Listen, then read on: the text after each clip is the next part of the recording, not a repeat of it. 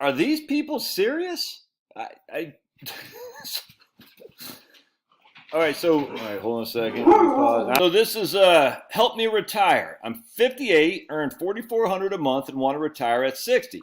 Is this doable? Do I really need to replace 80% of my income? All right, so I'm just minding my business, and I don't subscribe to MarketWatch, but for some reason I get on my Bing app. I don't know why I don't get it on this MacBook Air thing, but whatever.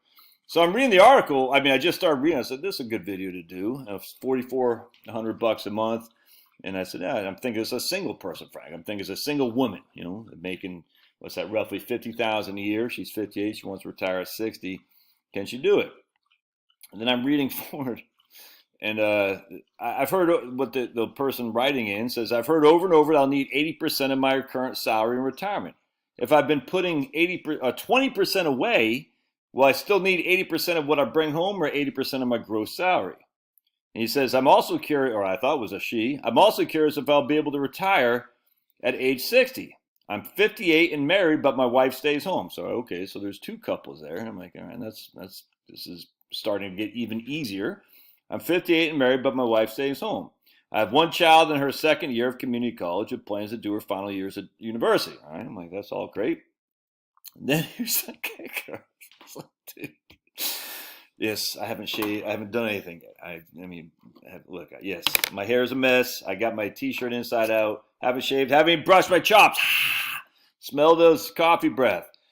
Then the guy says, I've saved $1.4 million and my house is paid for. I'm debt-free except for a condo. Well, you're not debt-free if you owe money, you're not debt-free. But anyway, I'm debt-free except for a condo where I owe $65,000, but it's worth $250,000. And an $80,000 cabin where I owe $30,000. So he's got three houses: his primary residence, his condo, and a cabin. He has, what's that?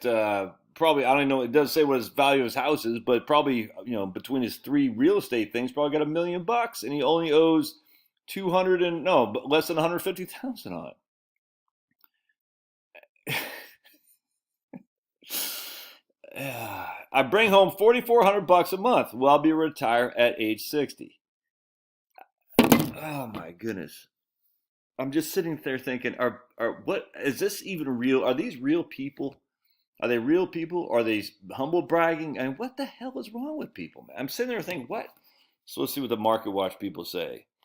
The typical rule of thumb is that retirees should ideally replace 80% of the gross pay. All right, so if you have a $50,000 salary, you'd really want to replace 40%, $40,000 of that.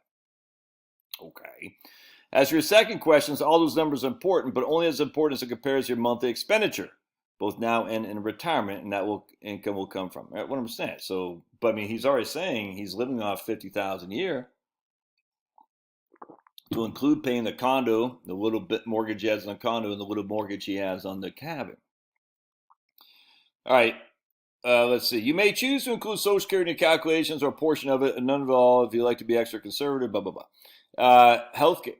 All right, well, they don't even say. Healthcare is a big price tag. The amount of money you've accumulated as well as the real estate is absolutely wonderful. Most people say that alone means you're good to go retirement right now. But not everyone has the ability to decide when they retire. All right.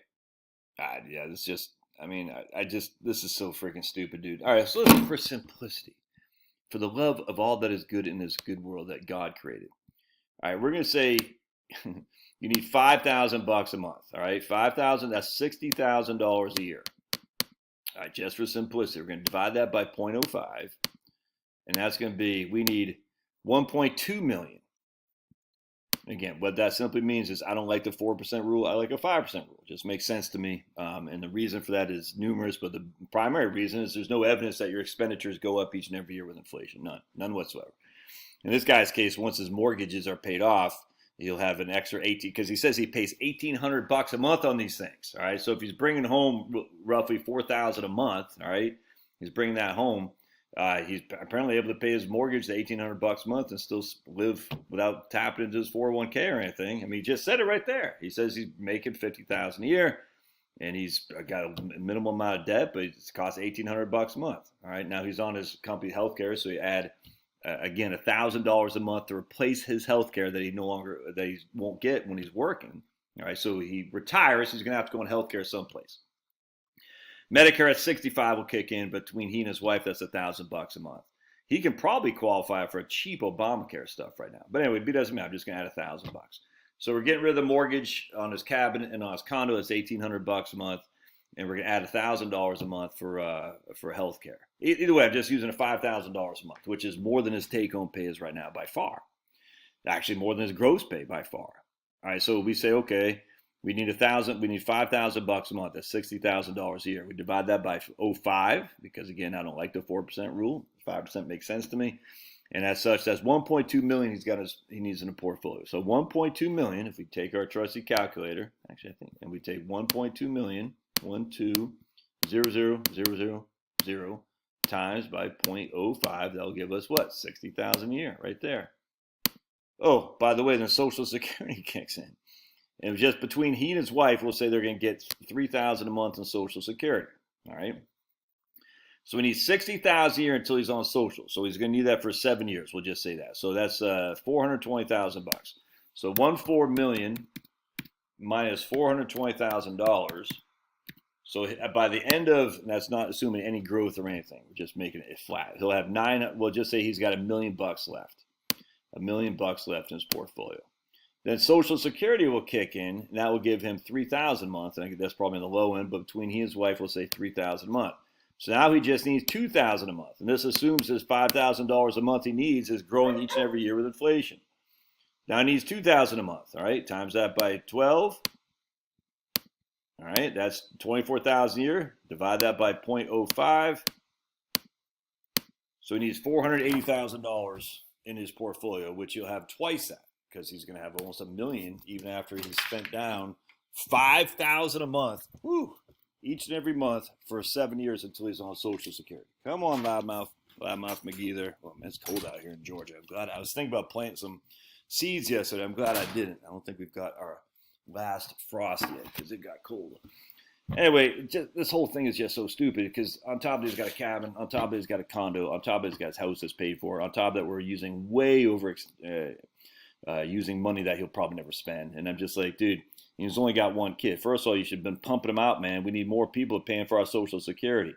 Unacceptable, only have one child. You got to pump him out, baby. Hope your daughter is meeting some strapping young man to pump them out. We need some kids, man. We don't want to be like China. Anyway, I don't know if these guys are real. I don't know if they're humble brag. I don't know. There's no way. And I hate to say it. There shouldn't be any way a guy at 1.4 million who's only making 50,000 a year should say, I wonder if I could retire. It shouldn't be any way for that. But be that as it may, we'll use the content and help you guys maybe alleviate some of your concerns. That's for sure. All right, love your thoughts. God bless. We'll see you.